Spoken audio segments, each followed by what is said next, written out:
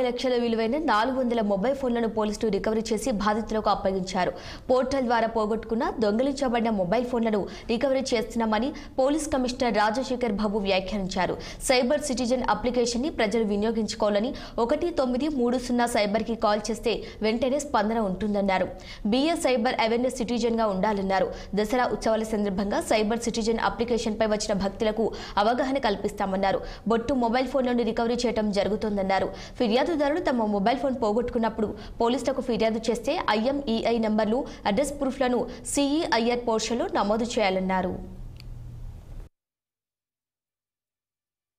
ఏంటంటే ఒక ఫోన్ పోయిన తర్వాత ఇమ్మీడియట్గా పోలీస్ స్టేషన్లో రిపోర్ట్ చేస్తే ఒక లాస్ట్ టైం కూడా నేను చెప్పాను, మీడియాకి చెప్పడం జరిగింది.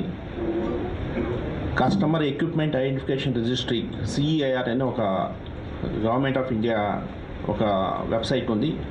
అందులో నమోదు చేసుకుంటే ఈ ఫోన్ పోయిన తర్వాత నమోదు, మీరు పోలీస్ స్టేషన్కి వస్తే పోలీస్ వారు ఒక రిసిట్ ఇస్తారు. ఆ రిసిట్ని పట్టుకొని ఆ CEIRలో కస్టమర్ ఎక్విప్మెంట్ ఐడెంటిఫికేషన్ రిజిస్ట్రీలో ఎంటర్ పెడితే ఇమీడియట్గా ఏమవుతుందంటే ఈ ఫోన్ ఉదాహరణకి మీ ఫోన్లో జియో సిమ్ ఉంది అనుకుందాం.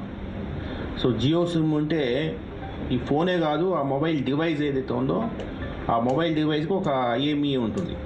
సో మనకు జియో సిమ్ ఉన్నా కూడా అందరూ టెలికాం సర్వీస్ ప్రొవైడర్స్ అందరికీ, అంటే రిలయన్స్ కావచ్చు, మన జియో కావచ్చు, ఎయిర్టెల్ కావచ్చు, సెల్వన్ కావచ్చు, వోడాఫోన్ కావచ్చు, అందరూ సర్వీస్ ప్రొవైడర్స్కి ఈ యొక్క మొబైల్ ఫోన్ యొక్క IMEI ఆటోమేటిక్గా వెళ్ళిపోతుంది. ఆ మొబైల్ ఫోన్లో ఇంకెవరైనా వేరే వ్యక్తి ఇంకొక సిమ్ వేయడానికి ప్రయత్నిస్తే ఆ ప్లేస్తో సహా పోలీస్ వాళ్ళకి తెలుస్తుంది. సో ఇమ్మీడియట్గా పోయి మనం అంటే బ్లాక్ అయిపోతుంది, అందరూ బ్లాక్ చేస్తారు, ఆ మొబైల్ ఫోన్ని అందరూ బ్లాక్ చేస్తారు.